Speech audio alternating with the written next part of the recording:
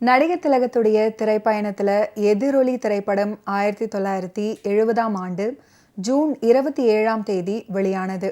100 படங்களுக்கும் மேல் இயக்கிய கே. பாலச்சந்தர் சிவாஜி நடிப்பில் இயக்கிய ஒரே திரைப்படம் இது. மூலக்கதை KVR, வசனம் N. பாஸ்கரன், தயாரிப்பு நவரத்னா ஃபிலிம்ஸ், GN வேலுமணி. சிவாஜி அவர்களுடன் KR Vijaya, SS Rajendran, Jyothilakshmi, Sivakumar, Lakshmi, Major Sundarrajan, VS Raghavan, TS Balaiah, Nagesh, Shakuntala, OAK Devar, Vijayalalitha அப்படின்னு ஒரு நட்சத்திர பட்டாளமே நடிச்சிருந்தது. KV மகாதேவன் இசையமைச்சிருந்தாரு. N. பாலகிருஷ்ணன் ஒளிப்பதிவு பண்ணியிருந்தாரு. பாலச்சந்தர் படத்துக்கு KV மகாதேவன் இசையமைத்த ஒரே திரைப்படம் இது.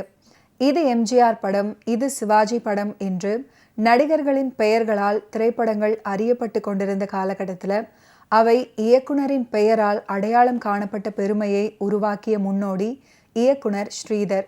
இந்த வரிசையில் குறிப்பிடத்தக்கவராக K. பாலச்சந்தர் இருந்தார்.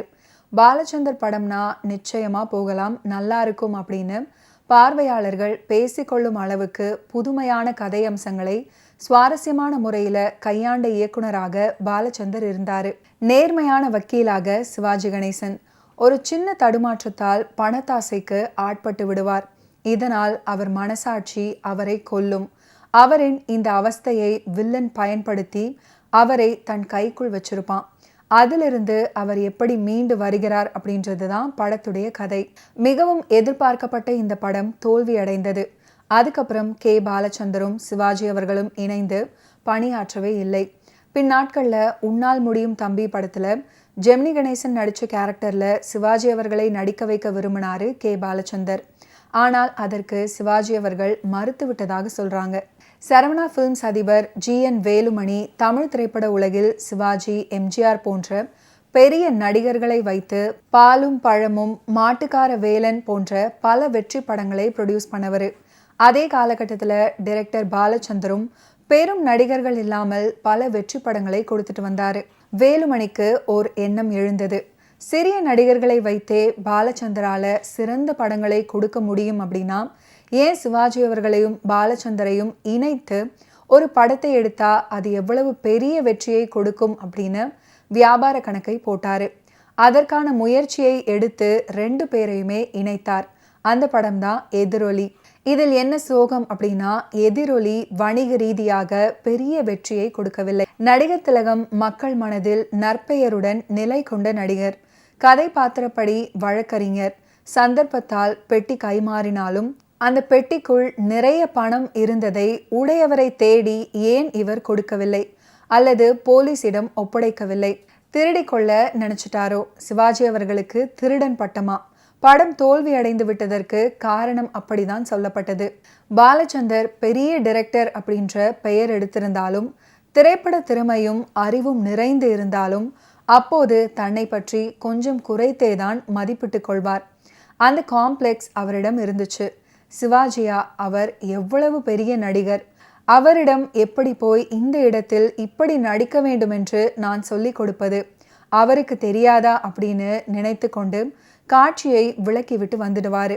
அது டைரக்டரும் கதாநாயகனும் எப்படியெல்லாம் உரையாடுவார்கள், உறவாடுவார்கள், அப்படிப்பட்ட எந்த நெருக்கமும் இல்லாமலே தான் படப்பிடிப்பு நடக்கும். ஒரு புறம் துருதுருவென்று சிகரெட்டை பிடிச்சுக்கிட்டே டைரக்டர் நிற்பாரு. காட்சி ரெடியானதும் ஷார்ட் ரெடி, போய் சிவாஜி அவர்களை அழைத்துட்டு வா அப்படின்னு உதவி டைரக்டர்களிடம் சொல்வாராம். ஷூட்டிங்குள் நுழைந்தவுடன் எல்லோருமே வணக்கம் தெரிவிப்பார்கள்.